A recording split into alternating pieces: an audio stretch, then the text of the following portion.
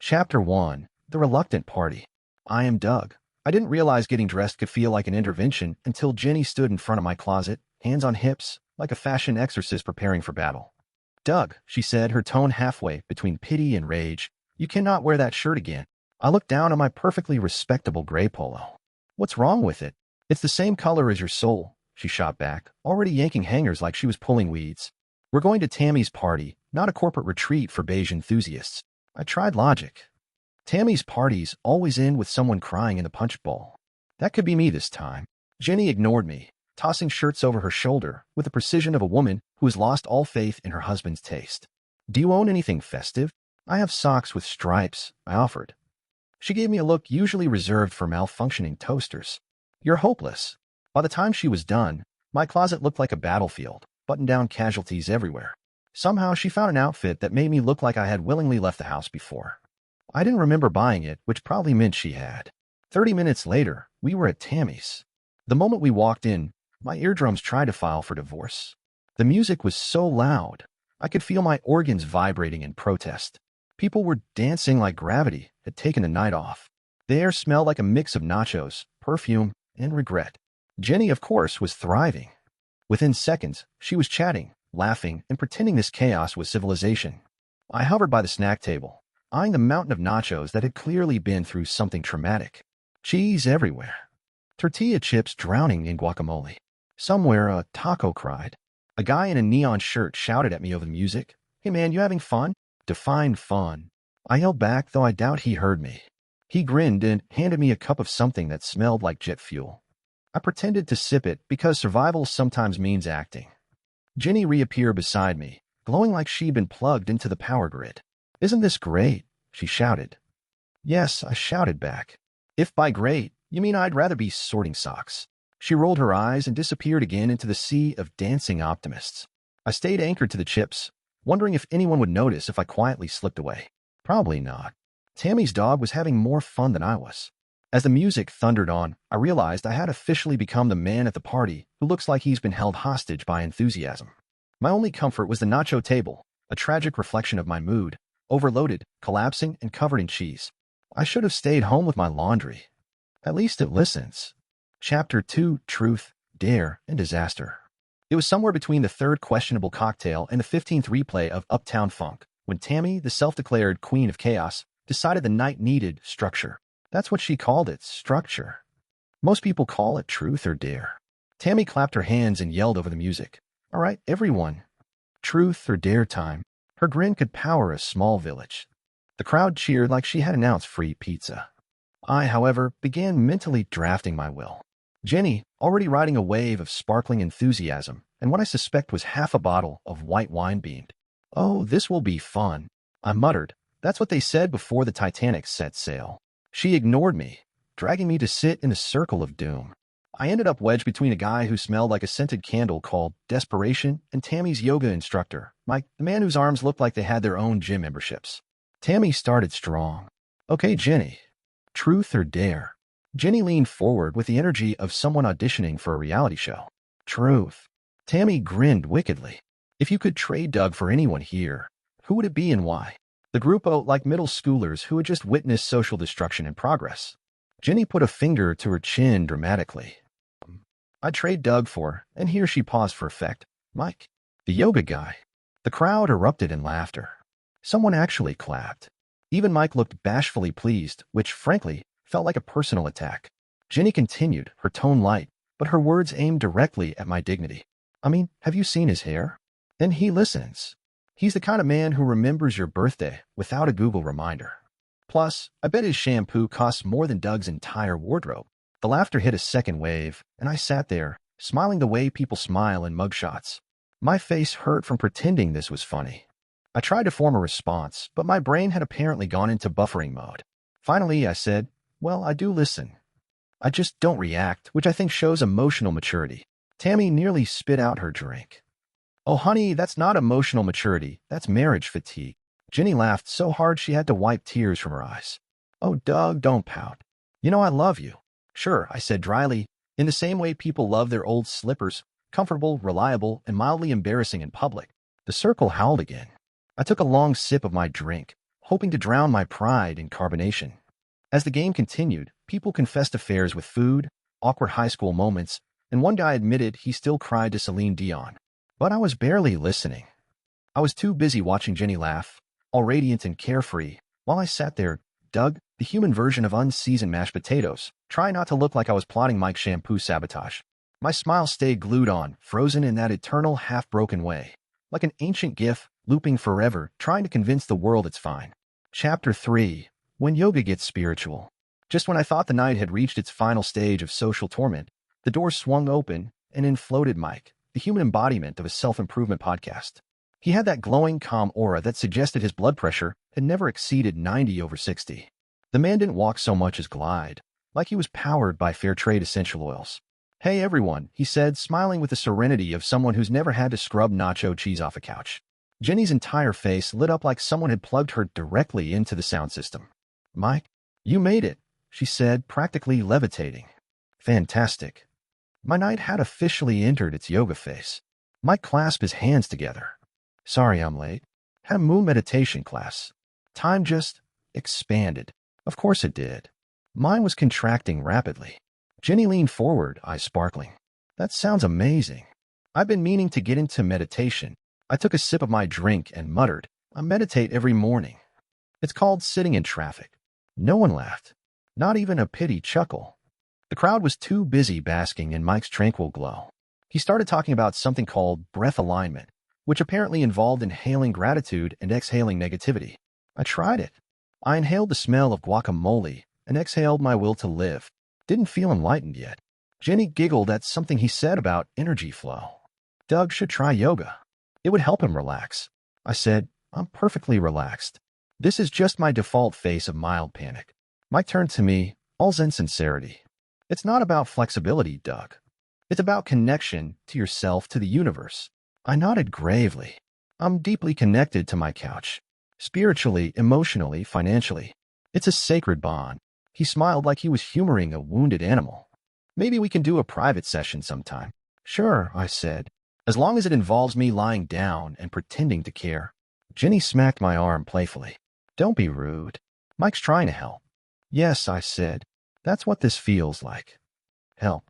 Like when a dentist says, you'll just feel a little pressure." Meanwhile, Tammy had moved on to organizing a conga line in the kitchen, but I stayed put, gripping my solo cup like it was my emotional support beverage. Around me, laughter echoed, lights flashed, and everyone looked blissfully oblivious to the fact that my ego was now a public art installation. Jenny and Mike were still chatting about something called chakra cleansing, which I assumed was just expensive showering. I leaned back against the counter, took another sip, and thought maybe I should just start a career in interpretive sighing. I've already got the practice in. As the music thumped and the laughter rolled, one thing became painfully clear. This wasn't a party anymore. It was a celebration of my slow, graceful descent into spiritual humiliation. Chapter 4. Domestic Olympic Games. The car ride home was what experts might call a competitive silence. You could hear every turn signal, every sigh, every existential crisis I was having in surround sound. Jenny sat staring out the window, glowing faintly from a cocktail of wine and misplaced confidence, while I gripped the steering wheel like I was training for the emotional restraint Olympics. After about 3 miles of silent warfare, Jenny finally spoke. It was just a joke. The classic post-party defense maneuver. I took a deep breath, steady as a man about to defuse a bomb with oven mitts. "Oh, totally. Nothing says funny like offering to trade your husband for a guy with superior haircare habits." She sighed dramatically. "You're overreacting." "I'm not overreacting," I said. "I'm just calmly processing the part where you downgraded our marriage in front of 20 drunk witnesses." Jenny crossed her arms. "You need to learn to take a joke." I glanced at her. "And you need to learn that not everything with a laugh track qualifies as comedy." That earned me a glare sharp enough to slice through seatbelts. Silence returned for a while, thick and self-righteous. I stared at the road. She stared at her reflection in the window, probably wondering if she and Mike's imaginary future kids would do yoga before preschool. Finally, she broke the stalemate. "You never listen, Doug. That's the problem." "Oh, I listen," I said. "I just have a selective response system that filters out sentences beginning with, 'you never.'" She gave a small, exasperated laugh. "See? You turn everything into sarcasm." "Of course I do," I said. "It's cheaper than therapy." Honestly, sarcasm should be covered by health insurance in our zip code. We'd both be platinum members by now. Jenny groaned. massaging her temples. I'm serious, Doug. We used to have fun together. Yeah, I said, back when our idea of fun didn't involve public humiliation and nacho cheese. She shot me a look. You're impossible. I prefer low-maintenance disappointment, I said. That one didn't land well. She turned back to the window, her reflection frowning at me through the glass. We rode in silence again until the streetlights flickered past like cosmic judgment. Finally, I said, also, I'd like to point out that our Netflix queue is 90% reality shows. 90. That's not entertainment. That's emotional sabotage. Jenny rolled her eyes. Oh, please. You love them. I love the part where I question humanity every 5 minutes, I said. It's a bonding experience with despair. That earned the tiniest smirk from her. The one that says she's trying not to laugh but doesn't want to admit I'm funny. Progress. By the time we pulled into the driveway, the silence had softened. Not peace, just a ceasefire. She turned to me, voice lower now. Doug, it was a joke. I nodded. I know. We sat there for a second, the car humming softly around us. Then I added, but next time, maybe pick someone who doesn't glow like a solar panel, yeah? Jenny snorted despite herself. Fine. No yoga, guys. Good, I said. Because my ego's already in downward dog. And with that, we went inside. 2 gold medalists in the ongoing domestic Olympics, still competing, still somehow married, and both secretly hoping the next event involves less honesty and more snacks. Chapter 5. Text Trauma in Suburbia. It happened on a Tuesday, because of course it did. Tuesdays are when the universe schedules humiliation. I was minding my own business, heroically doing laundry, when Jenny's phone buzzed on the counter. Normally, I wouldn't snoop. I believe in privacy. But then I saw the sender's name flash across the screen, Mike Man in lotus position. The emoji was unnecessary. The audacity, impressive. The preview read, still thinking about that talk we had. You really have great energy, Jenny's smiling face with smiling eyes. I froze mid-sock fold. Great energy? That's yoga code for I downward dog you right now if karma allowed it. I stared at the phone like it was a live grenade wrapped in coconut oil. A part of me said, ignore it, Doug. Be mature. The latter part said, throw it in the dishwasher and deny everything. Jenny walked in just then, all casual. Hey, did you start the dryer? I said very evenly. Who's texting you about your energy? She blinked. What? I held up the phone like evidence in a courtroom drama. Mike, the shampoo guru. Her expression shifted. Guilt, surprise, then the kind of irritation reserved for people caught doing something technically not illegal, but definitely ill-advised. Doug, it's just a text. Right, I said. Just a text. Like how the Titanic was just a boat trip. She sighed, snatching the phone from me. You're blowing this out of proportion. I don't think I am, I said. He's complimenting your energy. That's basically emotional flirting with an eco-friendly twist. Jenny crossed her arms. You're so dramatic. You never take responsibility for your half of things. Maybe if you actually stretched emotionally, people wouldn't have to text me about my energy. Stretched emotionally. I repeated. I'm not a balloon animal, Jenny. She gave a bitter laugh. Exactly. You're rigid, sarcastic, and impossible to talk to. You turn everything into a joke. Because the alternative is crying in a Target parking lot, I said. And we both know I'm more of an aisle 7 sulker. She rolled her eyes. You're unbelievable. And Mike is apparently enlightened, I said. Maybe his conditioner also triples as moral superiority. That did it. Jenny grabbed her purse, the universal symbol of marital surrender. You know what, Doug? I'm going to stay at my sister's for a while. Perfect, I said, trying not to sound like I'd just been benched in my own marriage. Maybe the Wi-Fi there is stronger for your energy. She stopped at the door, looking back at me. I was tired. You just don't get it. I nodded. No, I get it. You're off to find better bandwidth and a man who smells like eucalyptus. The door closed. Silence.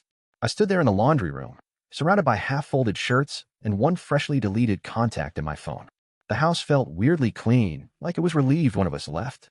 I poured myself a glass of water, stared into the void of my reflection, and muttered, well, at least the laundry's done. Then I sat down, the hum of the dryer filling the space she'd vacated, and wondered if sarcasm could, in fact, be claimed as an emotional coping expense. Chapter 6. Solo Cups and Self-Discovery. It's amazing how much space one woman's yoga mat can occupy, physically, emotionally, and spiritually. The thing had been mocking me from the corner of the living room for a week, rolled up like a smug burrito of mindfulness. I stared at it and said, you're next. Jenny's stuff was already boxed up in neatly passive-aggressive categories. Probably expensive but useless. Things that smell like lavender and judgment. Decorative items with no known function. I'd even labeled one box Future Mike's Problem. Felt good. Therapeutic, even.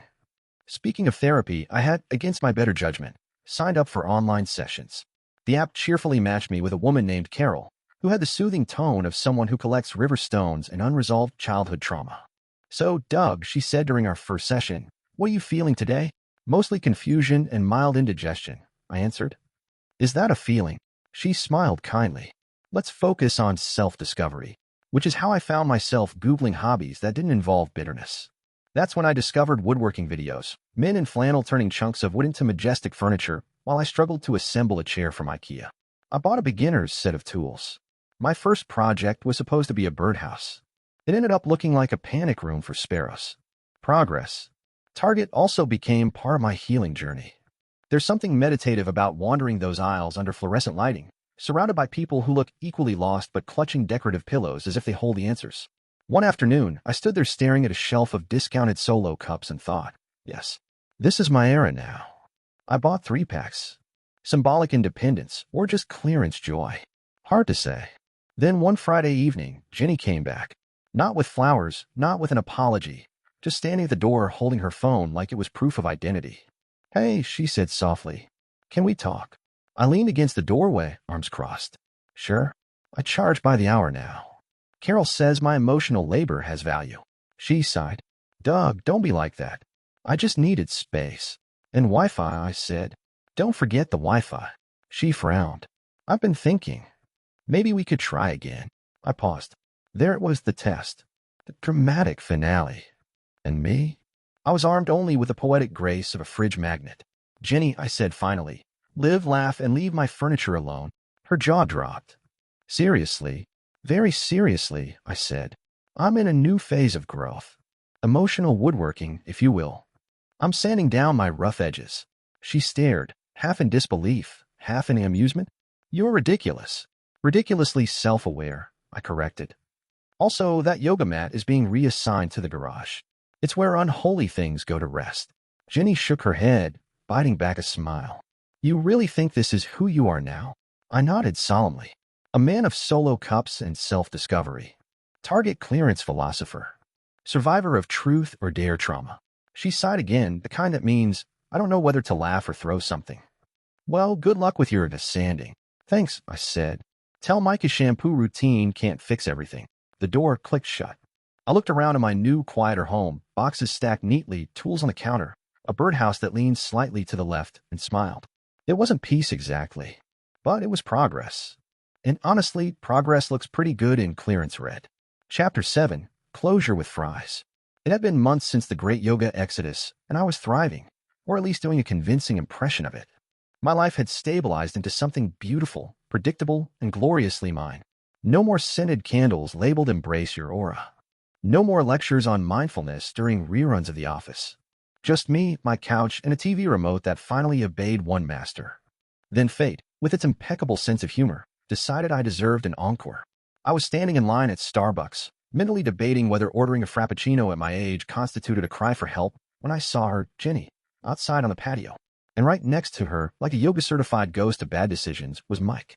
He looked exactly as I remembered, perfectly tousled hair, posture that screamed out transcended lower back pain, and the emotional depth of a chamomile tea bag. But something was off. His aura, if that's even a thing, looked stressed. Jenny was gesturing wildly. The universal sign for I'm explaining why you're an idiot but still maintaining eye contact for dramatic effect. I couldn't hear what they were saying, but I didn't need subtitles.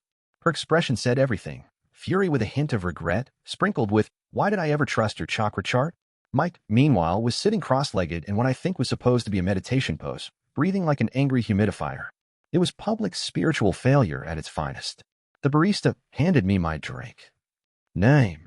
"Doug," I said, smiling for real this time. D-O-U-G, as in dodged a bullet. I stepped outside just as Jenny threw her hands up and stormed off toward her car. Mike remained seated, probably trying to realign his energy, or whatever people do when their life coach isn't taking calls. I caught his eye for a split second. He gave a tiny nod, half apology, half enlightenment. I raised my cup in salute, the international gesture for no hard feelings, but also, On the drive home, I passed the same fast food joint I used to avoid when Jenny was on her kale crusade. My stomach made the call before my brain could interfere. I pulled in, ordered a burger and extra fries, the kind of meal that says freedom tastes like salt and questionable life choices. When I got home, I kicked off my shoes, sank into the couch, and turned on the TV. My thumb hovered over the remote, savoring the godlike power of choice. No reality shows. No documentaries about enlightenment. Just a dumb action movie where things exploded for no reason. Bliss. Halfway through my fries, I caught my reflection in the TV screen. Same guy, different piece. That's when it hit me, the grand epiphany, the kind they write in self-help books but never pair with ketchup. Sometimes the only thing funnier than a bad breakup is realizing you're actually better off. Lighter. Happier. Fry-rich. Jenny had gone searching for balance and better Wi-Fi. I had found something far greater, full control of the remote and fries that didn't judge me. The divorce became final 2 weeks ago. No confetti, no sad playlist, just a polite email from my lawyer and a surprising sense of calm. Jenny got her yoga mat. I got the house, the couch, and the glorious silence of a man who doesn't have to stretch emotionally anymore. I leaned back, popped another fry into my mouth, and said to no one in particular, Namaste indeed. Dear listeners, if you enjoyed this story, please subscribe and turn on notifications so you won't miss future updates.